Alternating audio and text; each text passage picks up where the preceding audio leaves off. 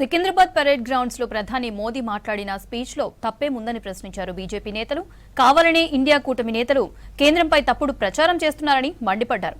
మోదీ చేసిన విజ్ఞప్తి విస్తృత జాతీయ ప్రయోజనాల దృష్ట్యా ఆత్మ నిగ్రహ స్ఫూర్తితో కూడుకున్నదన్నారు.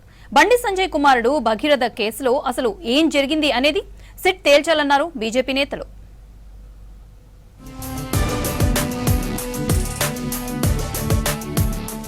సికింద్రాబాద్ పరేడ్ గ్రౌండ్స్ లో ప్రధాని మోదీ మాట్లాడిన స్పీచ్ పై ఇండియా కూటమి నేతలు తప్పుడు ప్రచారం చేస్తున్నారని మండిపడ్డారు. State BJP chief Ramachandra Rao petrol diesel వాడకం తగ్గించి ఎలక్ట్రిక్ వాహనాలను వాడమనడంలో తప్పేముందని ప్రశ్నించారు.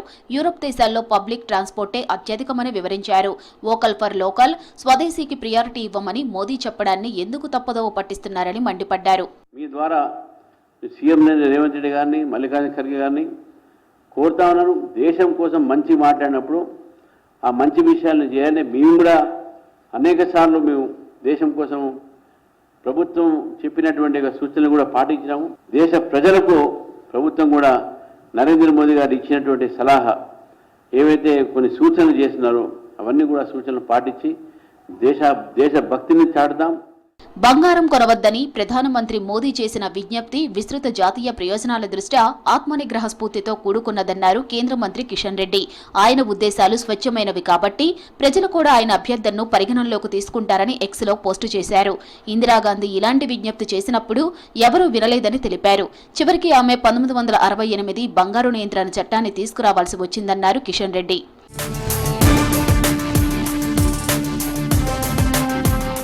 కేంద్ర హోంశాఖ సహాయ మంత్రి బండి సంజయ్ కుమారుడు బండి భగీరథ కేసులో హనీ ట్రాప్ జరిగిందా లేదా అనేది సిట్టు తేల్చాలన్నారు ఆదిలాబాద్ ఎమ్మెల్యే పాయల్ శంకర్. బాధితురాలికి న్యాయం చేయటం కంటే బీజేపీని బద్నాం చేసేందుకు కొందరు అధిక ప్రాధాన్యత ఇస్తున్నారని మండిపడ్డారు. ఈ కేసులో అబద్దాలు ప్రచారం చేస్తున్నారన్నారు. సిట్టు విచారణకు సహకరించేందుకు భగీరథ సిద్ధంగా ఉన్నారని తెలిపారు.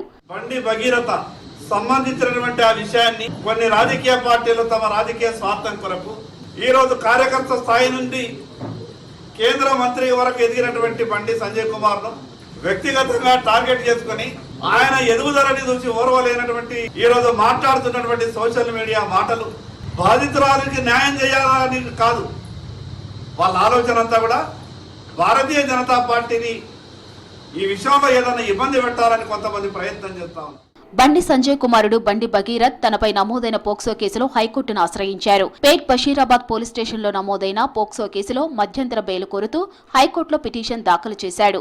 హైకోర్టుకు వేసవి సెలవులు ఉండటంతో వెకేషన్ బెంచ్లో పిటిషన్ వేశారు. బండి భగీరథ్ వేసిన పిటిషన్పై ఈ నెల 14వ తేదీన విచారణ చేయనుంది హైకోర్టు బెంచ్.